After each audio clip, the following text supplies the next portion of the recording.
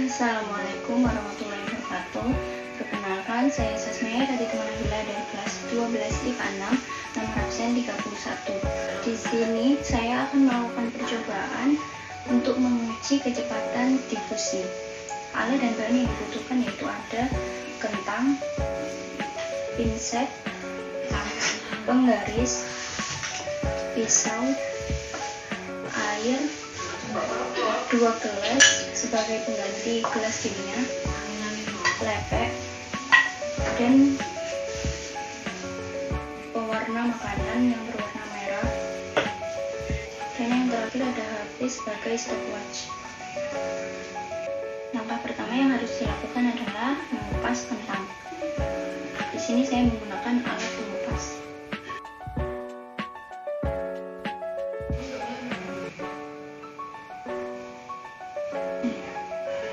Setelah kentang terkupas, selanjutnya potong dengan ukuran 2 cm x 2 cm membentuk kubus.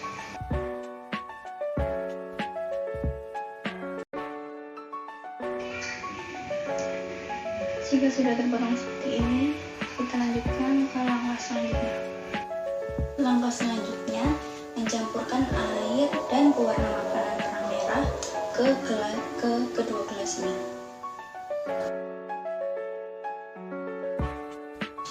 Beri 5 tetes di gelas pertama dan beri 2 tetes di gelas yang kedua.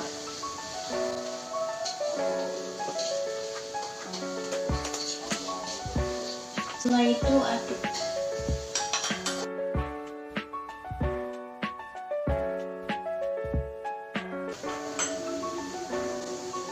Kemudian masukkan potongan kentang yang sudah dipotong 2 cm x 2 cm ke dalam setiap gelasnya.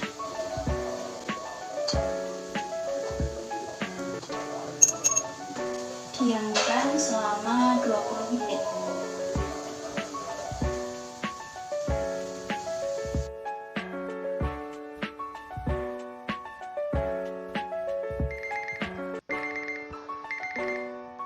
Karena 20 menit sudah berlalu, saatnya mengangkat kentang.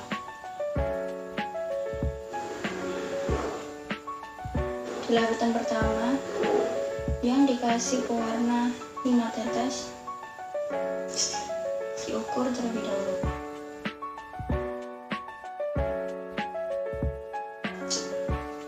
Yang awalnya 2 cm x 2 cm sekarang menjadi 2,1 cm x 2,1 cm. Pada larutan yang kedua yang berisi 2 tetes pewarna, diukur.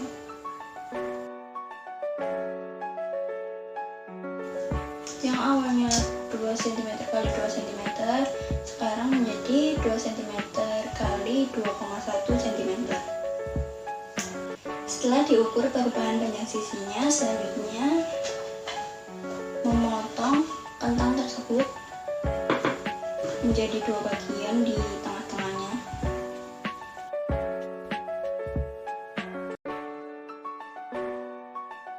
Mengetahui sejauh mana cairan pewarna makanan meresap ke dalam kentang, kita ukur menggunakan penggaris. Pada kentang yang dimasukkan ke dalam cairan yang dicampur 5 tetes pewarna makanan berwarna merah, larutan meresap sepanjang 0,2 cm ke dalam kentangnya. Selanjutnya kita mengukur di kentang yang dimasukkan dalam sini.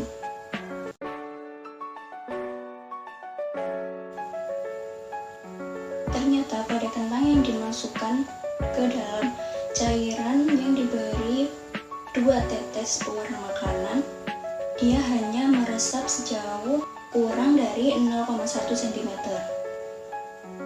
Selanjutnya, untuk mengetahui kecepatan difusi, di sini saya sudah menyiapkan air dingin dan air panas. Selanjutnya kita tetesi 5 tetes di masing-masing gelasnya tanpa diaduk. Kita tunggu hingga 20 menit. Tapi setiap 3 menitnya kita amati apakah ada perubahan warnanya.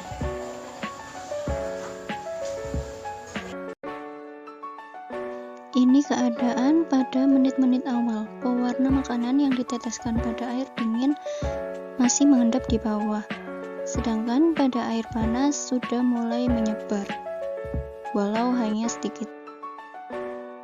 Dapat dilihat pada menit ketiga, pewarna makanan yang diteteskan pada air dingin masih mengendap di bawah. Sedangkan pewarna makanan yang diteteskan pada air panas sudah mulai menyebar lebih banyak dari menit-menit awal tadi. Pada menit ke-6, pewarna makanan yang diteteskan pada air dingin tetap mengendap di bawah, tidak ada perubahan sedikit pun. Sedangkan pewarna makanan yang diteteskan pada air panas semakin menyebar. Pada menit ke-9, pewarna makanan yang diteteskan pada air dingin masih tetap mengendap di bawah. Hal ini berbanding terbalik dengan pewarna makanan yang diteteskan pada air panas, dia semakin menyebar dan mengubah warna air menjadi merah. Dapat dilihat pada menit 12, pewarna makanan yang diteteskan pada air dingin sedikit menyebar dari sebelumnya. Namun tidak sebanyak penyebaran yang terjadi pada pewarna makanan yang diteteskan di air panas.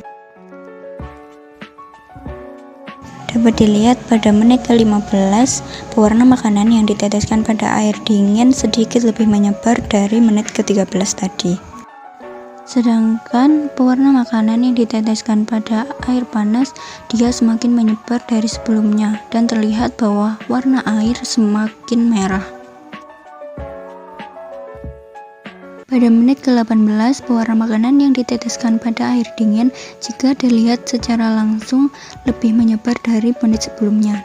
Namun tidak semenyebar itu, dia tetap mengendap di bawah. Dan pada pewarna makanan yang diteteskan pada air panas, dia menyebar sangat cepat dan membuat air menjadi merah pekat.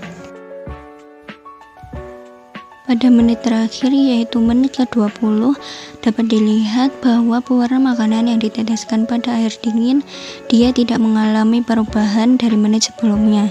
Dia tetap mengendap di bawah namun sedikit menyebar.